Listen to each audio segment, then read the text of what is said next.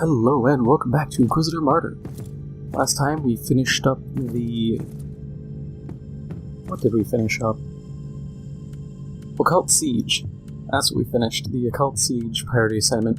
And now we're onto the last named priority assignment, the last DLC, Hollow Bliss.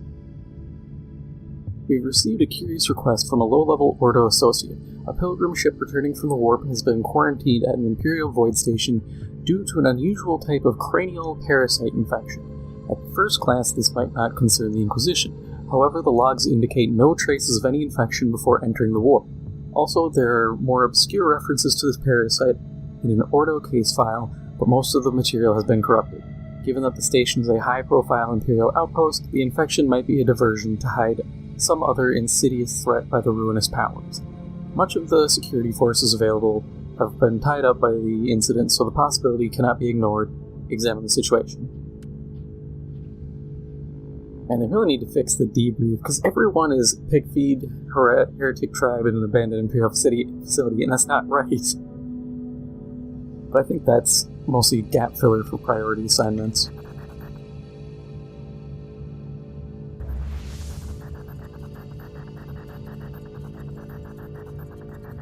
Alright, the briefing is the same.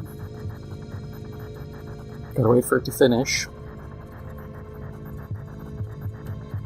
Already, several possible threats have emerged on the Void Station. Should we call back some of our security forces tied up with the pilgrims?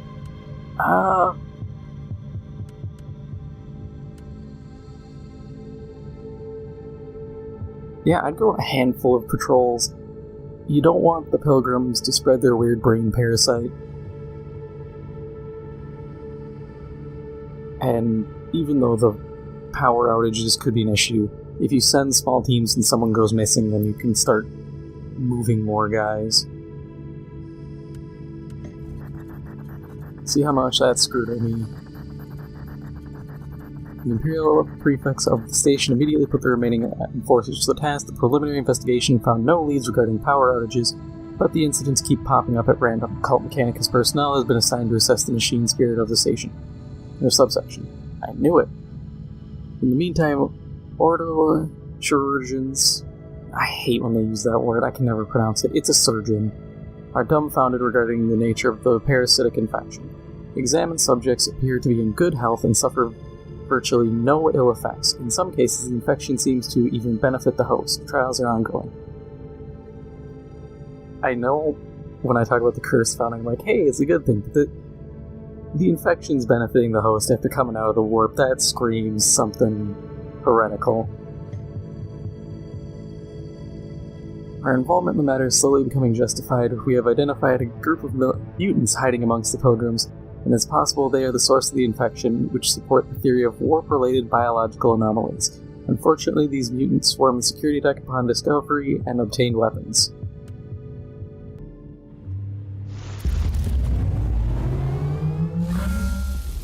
Between the stars, the ancient, unseen enemies of mankind wait and hunger. Be strong and give them no quarter.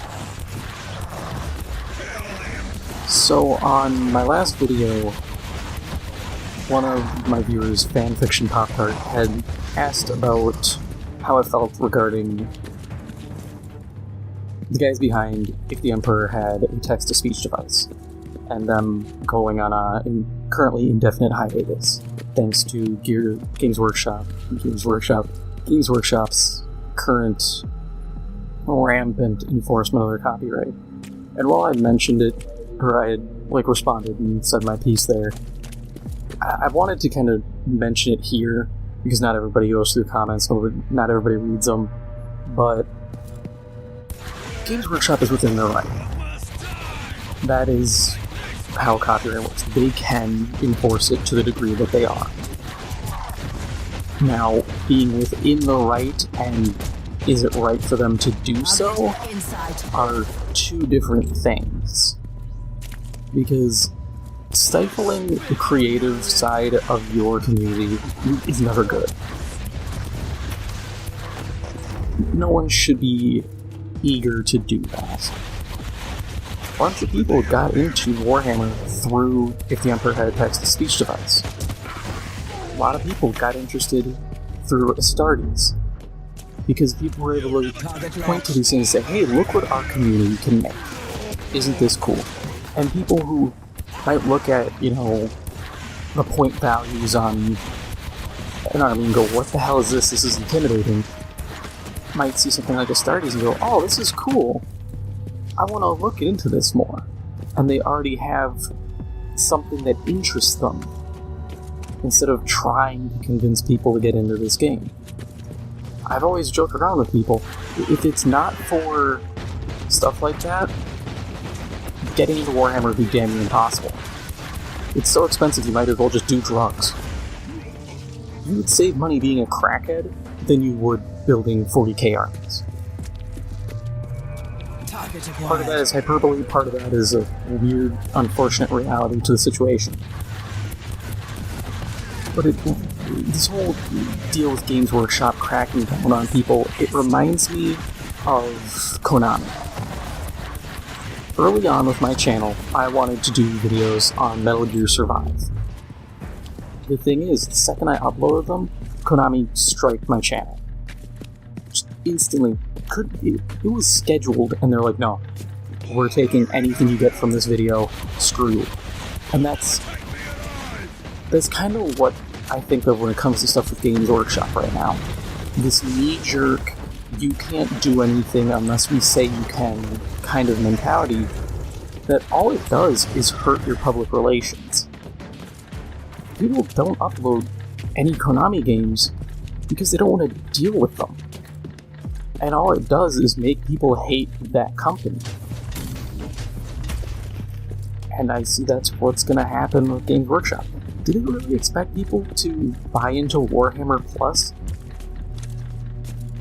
Wait, there was a protective hex on the chest.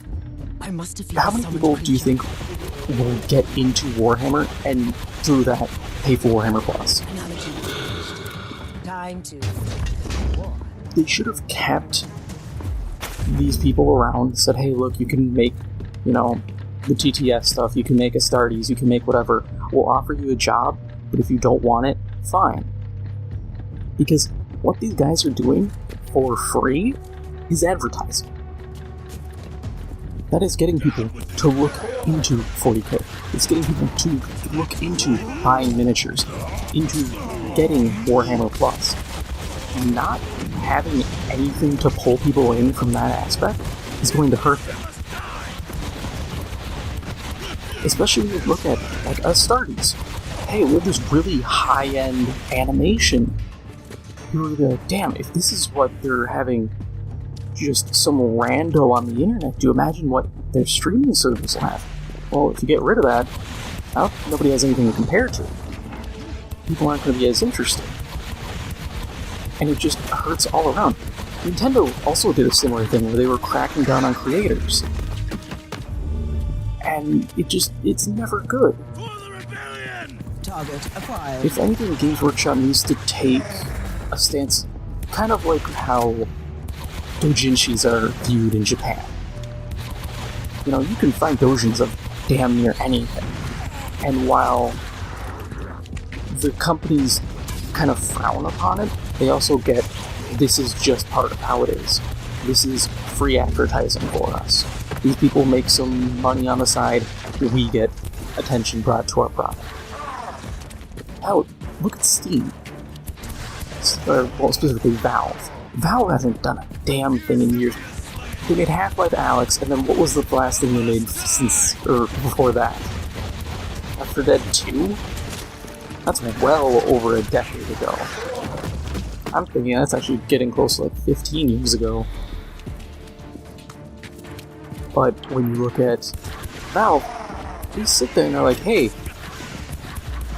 you can, if you make a mod for Half-Life, if you want to turn that into a full-fledged game and sell it on our shop, you can do that. Oh, I see you have a bunch of creative people. Why don't we host a competition so that people can showcase what they've made, and as a reward we'll give them something exclusive for, Team Fortress, for example. That's what should be done. Every so often, sit there and say, hey, we're going to do a art competition. If you're like a painting or 2D artist, make something. If you're a 3D artist, make something. Then sit down and say, okay, we're going to give you something exclusive, or we'll let you help us like design a miniature and you'll get one of the first ones made. Make things like that reward your creative community. It makes people want to join, and it fosters goodwill with your community. Just stomping on these people and being like, no, you can't make this, it's ours, get bent. That doesn't help. All you're going to do is drive those people away and potentially to other companies. I said it on Twitter, Games Workshop acts like they're the only wargaming company or system out there. Even though we have, I'm trying to think off the top of my head, you have the Fallout Wasteland Warfare, you have Malifaux, you have Drop Zone Commander, you have Dust 1947, there's Star Wars Legion. Target acquired. And those are just off the top of my head here. There's a lot. Oh, Infinity, the Corvus Belli stuff, which is all sci-fi. It's not like this is some vacuum where only Games Workshop operates, and they fail to grasp that their actions can adversely affect them. Because I bet you good money, if people started making stuff for any of those other wargaming companies, they would be getting a lot of attention from the company.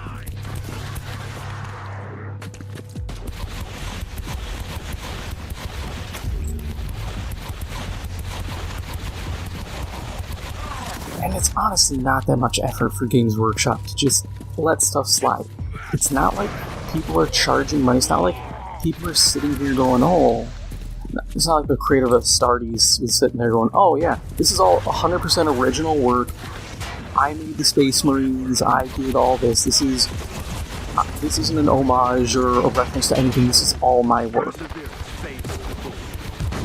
It's well established, hey, this is a fan-made piece for Warhammer. The Emperor had text-to-speech.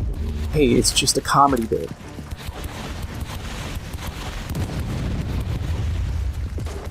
Games Workshop just needs to ease up. They're gonna hurt themselves. I genuinely give it a little bit of time and they'll back off. Because they're going to realize, hey, way too many people are pissed off about this. We are going to start losing money.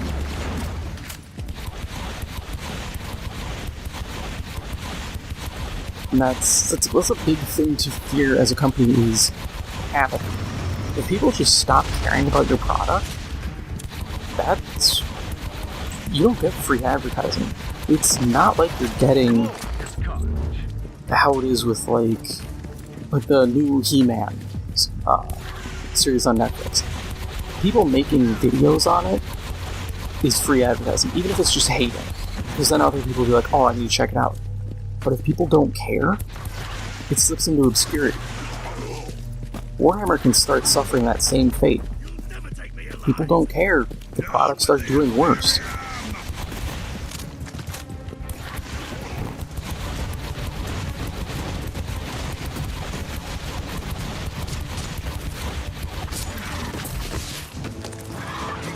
Gave them death generously. My compliments. But I think that pretty much sums up my views entirely on it.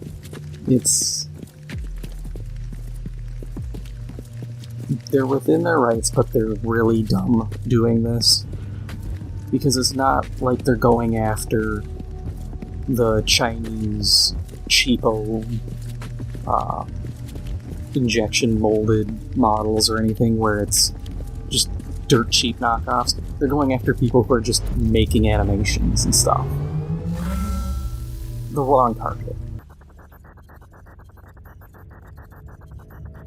The threat on the security deck has been pacified. The small splinter group is still unaccounted for, but the threat they pose is deemed minimal. It is still a mystery how they were able to gain control of the armory in the first place. All ship personnel involved have been rounded up by the surviving mutants. Along with the surviving mutants. Since we have sufficient living and dead subjects to examine, we can be certain that these mutants are not the source of the infection. As a matter of fact, their presence appears completely unrelated to the parasitic outbreak. We may, however, soon learn the truth as a new situation has developed back on the station. And that is all for now. If you enjoyed this episode, make sure to hit the like button. It helps out the channel a lot. And if you haven't already, make sure to hit the subscribe button. Thank you for watching, and I'll see you in the next one.